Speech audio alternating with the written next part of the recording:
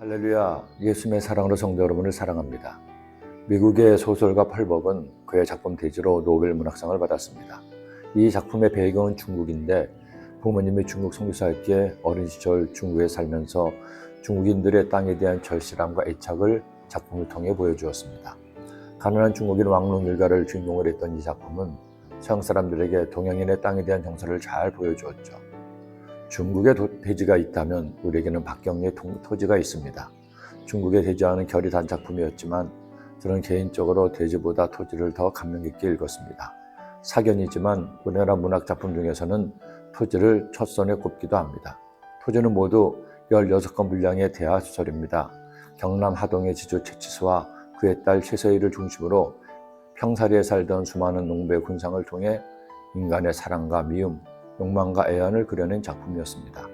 그것도 일본의 야욕이 드러나기 시작했던 구한말부터 일제히 학정에서 해방되기까지 우리 민족이 가장 암울했던 시기에 삶의 뿌리가 되는 토지를 둘러싼 파란만장한 서사는 오랫동안 저에게 울림을 주기도 하였습니다.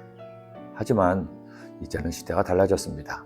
물론 지금도 대한민국에서는 부동산 불패라는 말처럼 집과 땅이 가장 강력한 치부의 수단이 되기도 하지만 예전처럼 농사를 업으로 하는 시대가 아니다 보니 예전과 같이 땅을 생명처럼 여기는 시대는 지나갔다는 생각을 하게 되었습니다. 그런데 오늘 말씀 보니 하나님께서 예레미야에게 땅을 사라는 말씀하셨습니다. 사촌인 하나멜이 땅을 사라고 하면 그 땅을 사라는 겁니다. 왜 하나님께서는 뜬금없이 예레미야에게 땅을 사라고 명령하셨을까요?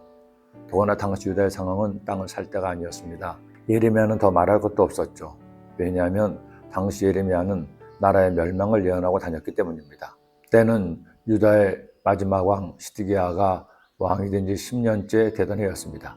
바벨론 군대가 예루살렘을 포기하고 있었고 예레미야는 나라의 멸망을 예언했다는 이유로 반역자로 물려서 시위대 뜰에 구금되어 있는 상황이었습니다.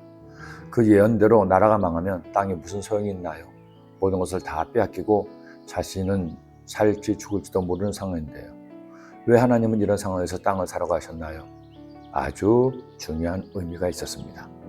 만군의 야훼 이스라엘 하나님께서 이와 같이 말씀하시기를 너는 이 증서 곧 봉인하고 봉인하지 않은 매매 증서를 가지고 토지에 담아 오랫동안 보존하게 하라.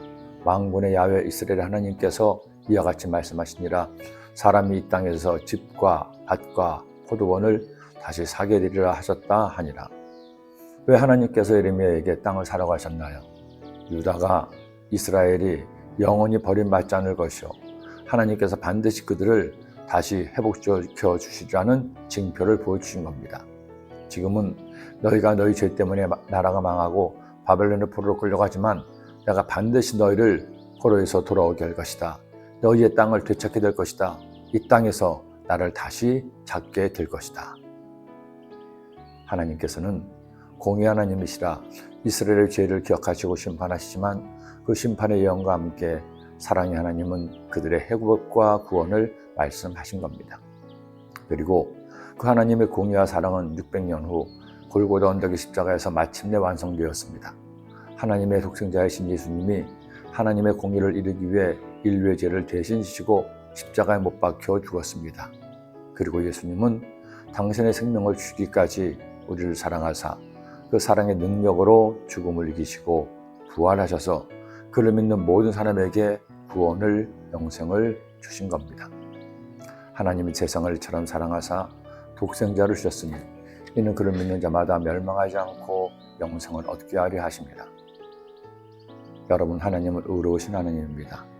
그러나 하나님은 사랑의 하나님입니다. 예수님을 믿음으로 구원받은 우리 이렇게 삽시다. 의롭게 사랑하면서 기도드립니다. 사랑의 주님, 하나님은 죄를 심판하시고 멸하시는 의의 하나님이시지만 죄전 인간을 불쌍히 여기시고 사랑하시는 사랑의 하나님을 깨닫습니다. 우리 주님의 사랑의 능력으로 구원받아 주님의 자녀가 되었으니 이제 주님을 닮아 의롭게 사랑하며 살게 하여 주옵소서.